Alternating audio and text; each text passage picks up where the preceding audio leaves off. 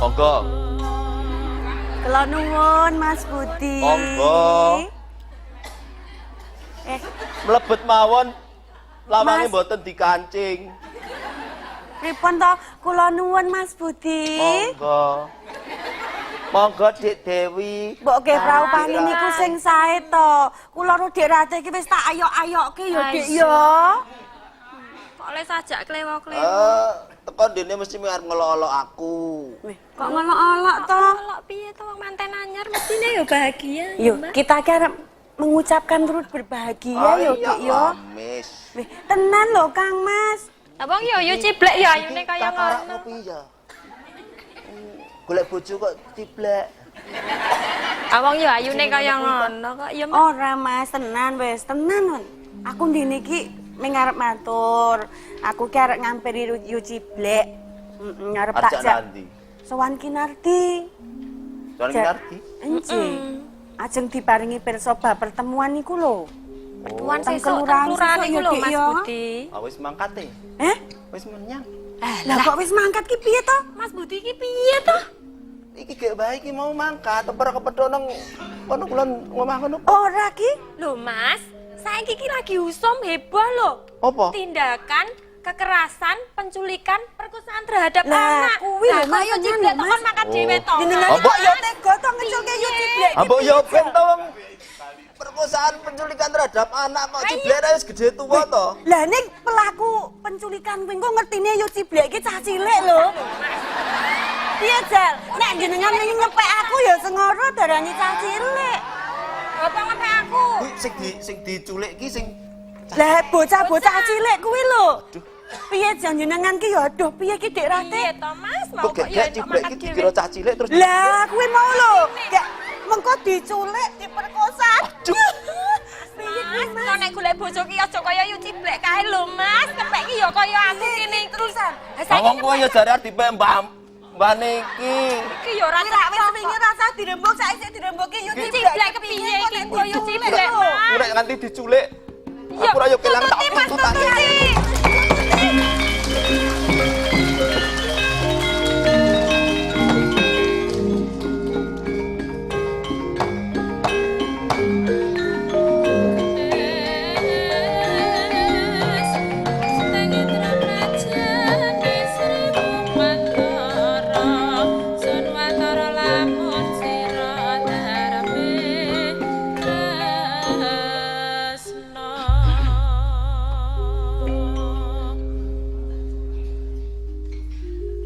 Padha kulangen ing kalbu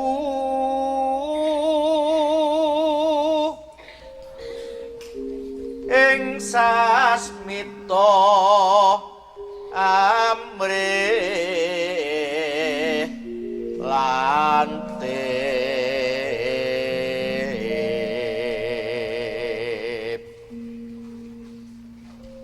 aja pijer mangan endra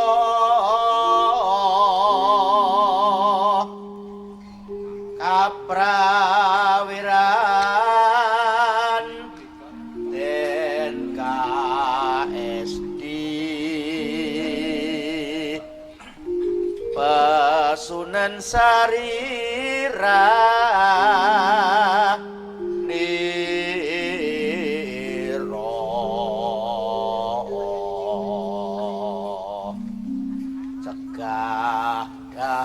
lawan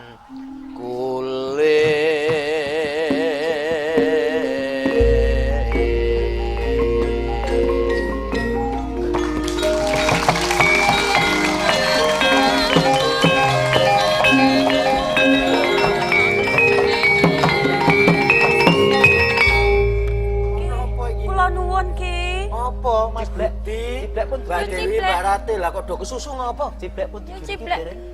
Ciblek sapa? Ciblek bojo kula. Ciblek Durung iki. Loh, aduh piye Mas kok gak diculik tenan lho Mas yu ciblek ki piye Mas? Gek ket Piye mau kok iki? durung teko kene to Mas. kok nek diculik tenan. Lah Darane iya. cah cilik niku tuh.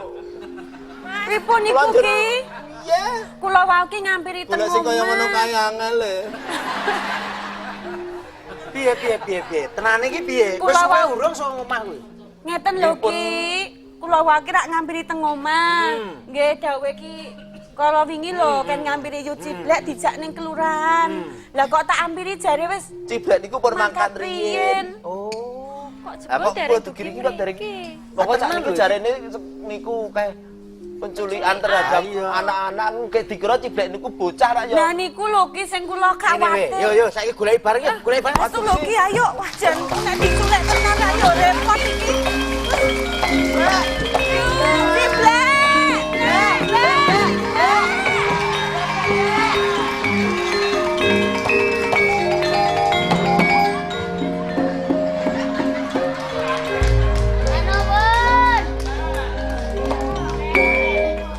Jarku mau pada gerenang nang kene.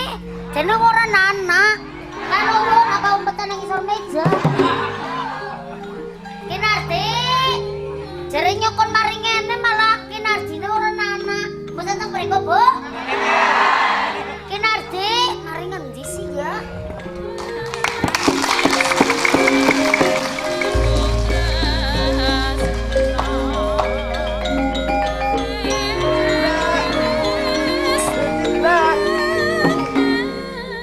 Oke nang isor meja. Oh ya ono kok golek Ciblek nang isor meja. Ciblek alah yo ngalah. Niki tetep diculek tenan iki. Pripun ki aku kok gak cemburi kene lho. Yo ora ono tenang lho ya. Wes dipadosi teng pundi-pundi mboten wonten. Wis niki cetha diculek nek iki. Pak. Aku lho sing cotho nek Sampean preso Ciblek mboten. Piye iki Mas nek Ciblek diculek tenan ki lho.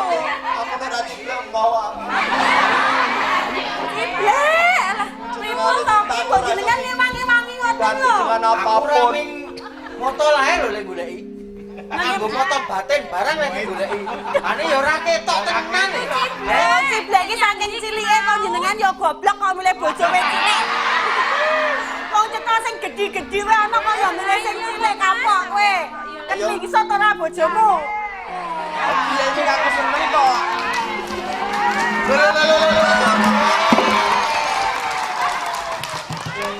Kowe iki tak golek. Lah, kula pengen goleti. Kowe iki nang endi? Lah anak kene nang pangku jengglek. Wong B. mangkat dhisik Tutupi. Kasihan lho. Negara bojoku. iki tak urus tenan lho. Tak urus tenan kowe iki mampir nang endi? Aku ora mampir ngendi-ngendi. Aku sekan omah bablas mengone Kinardi. Lah, ya- Aku mau wis mari ngene gerna-gerna ujarku ana apa kok ora ana. Ngapusi kuwi Mas Budi. Dadine nyong ya balik mending golek. Awong ki nang dhewe lenggano kene kok ora anak ora Jadi anak. jenengan metetok teng mriki. Ukarane opo ki mau? Maksudnya nek dateng mriki kula ora ngerti. Sugeng nggih. Heeh. Nggih. Wah. Selamat, Wi. Nang apa kok nyongko penjap-penjap? Jelas apa? Iya, aku cemburu. Cemburutu. Cemburu. Lah nang apa cemburu lho nggih bojo-bojoku dewek. Nang apa to. kuwi? Aku kira ya kuwatir banget to, Dik. Temenan.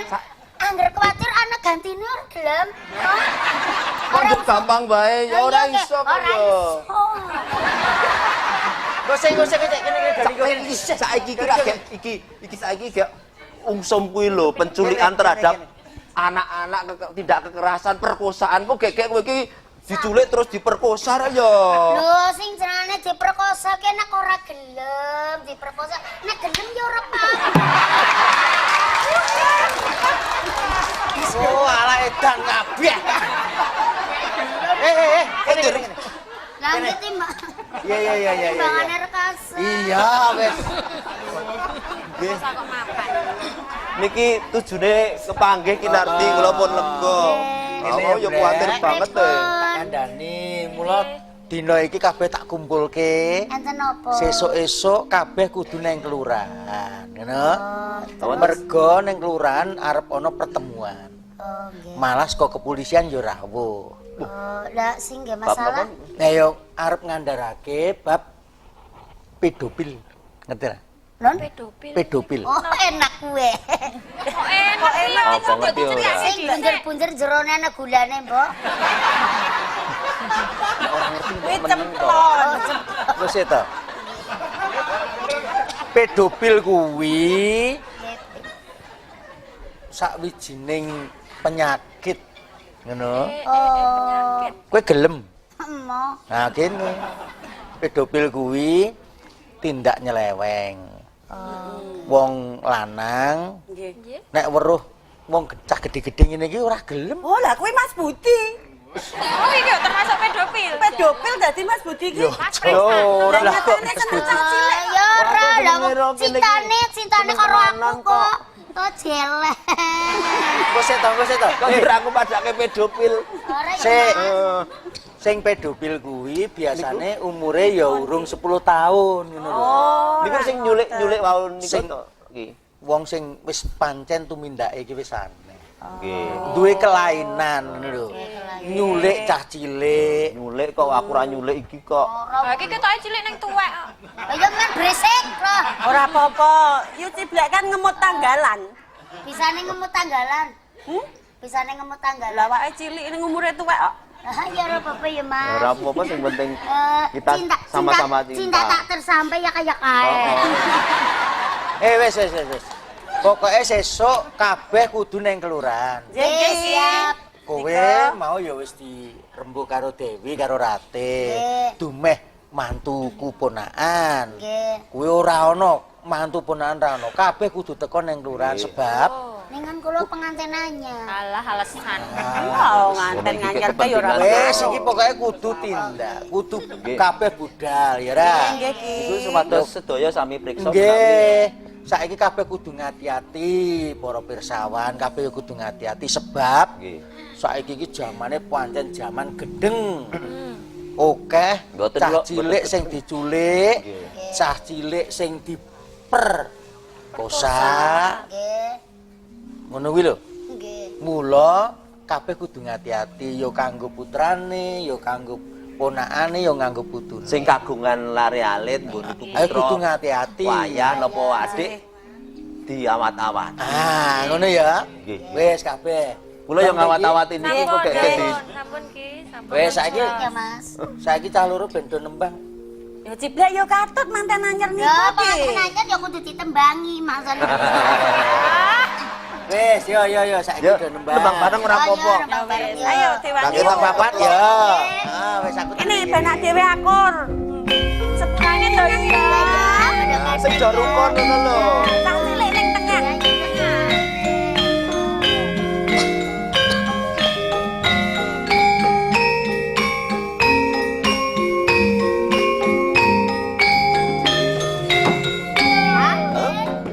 Asik.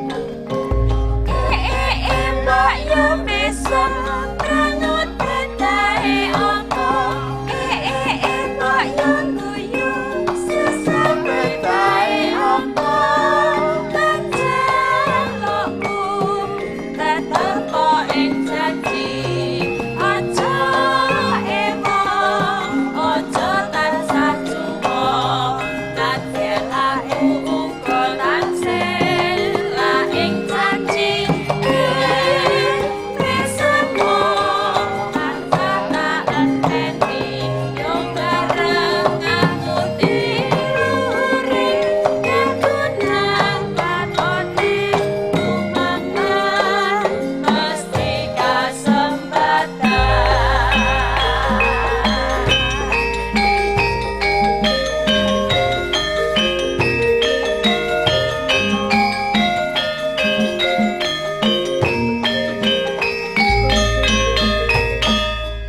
Sing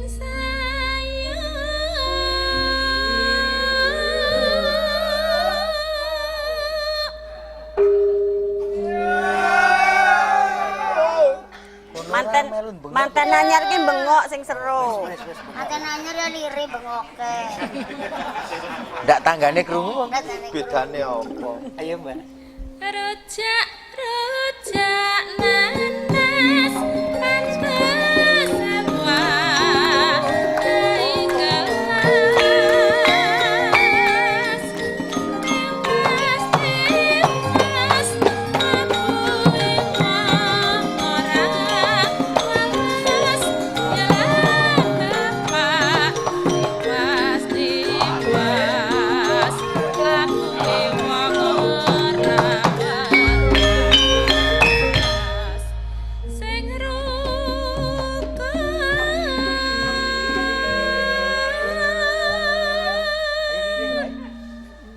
mantene.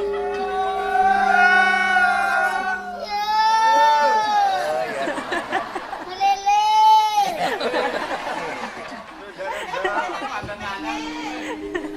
Aduh kakak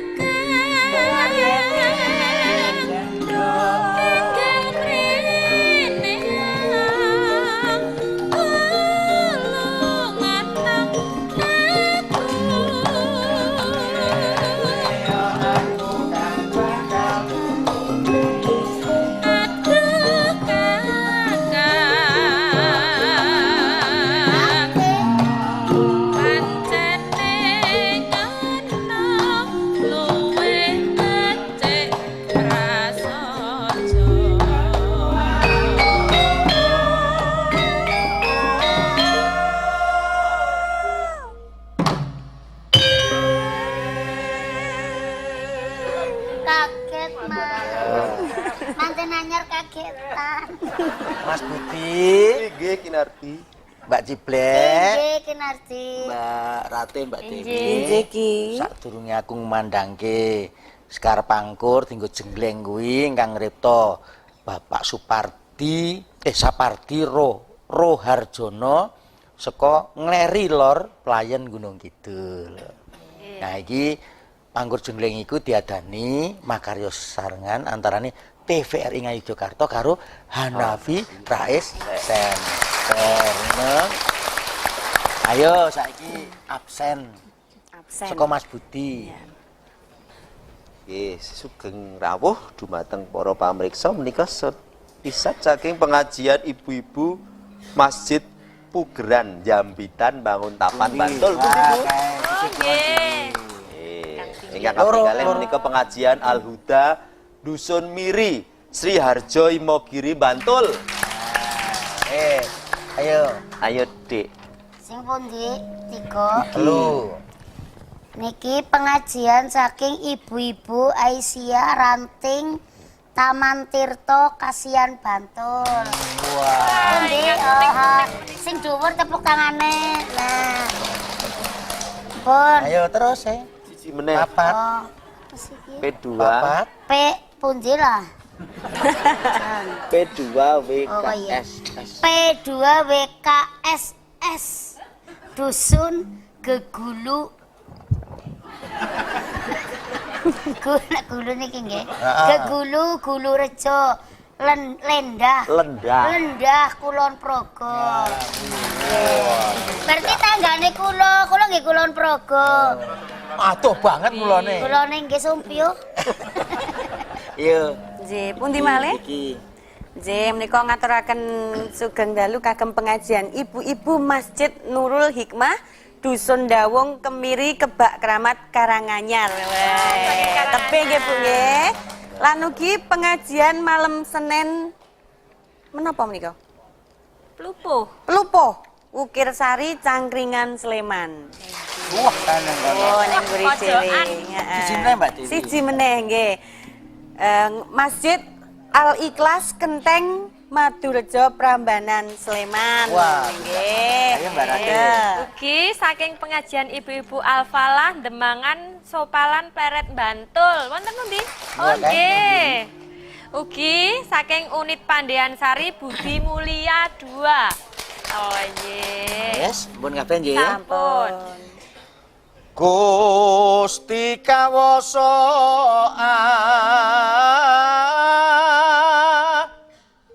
amur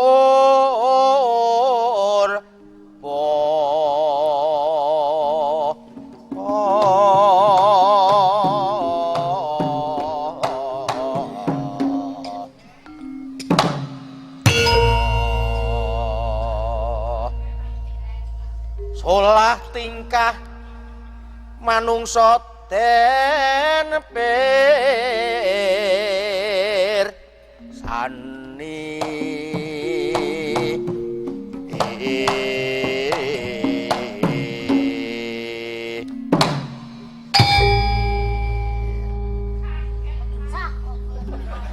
Wesi ya ora pecah kok.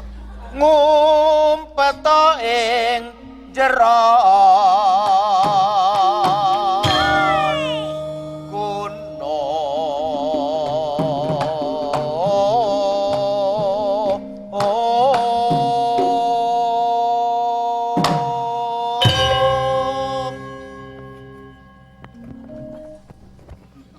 ilahi mesti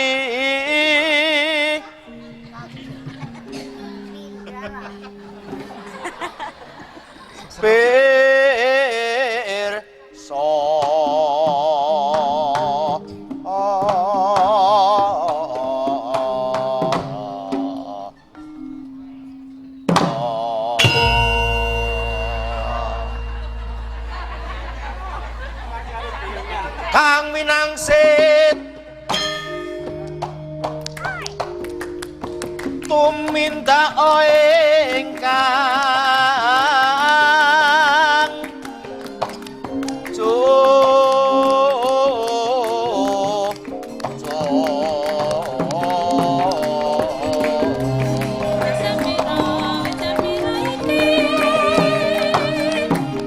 Jokong si Inacat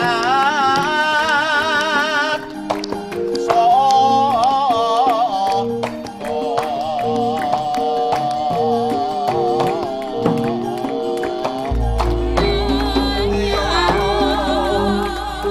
dinamis amerah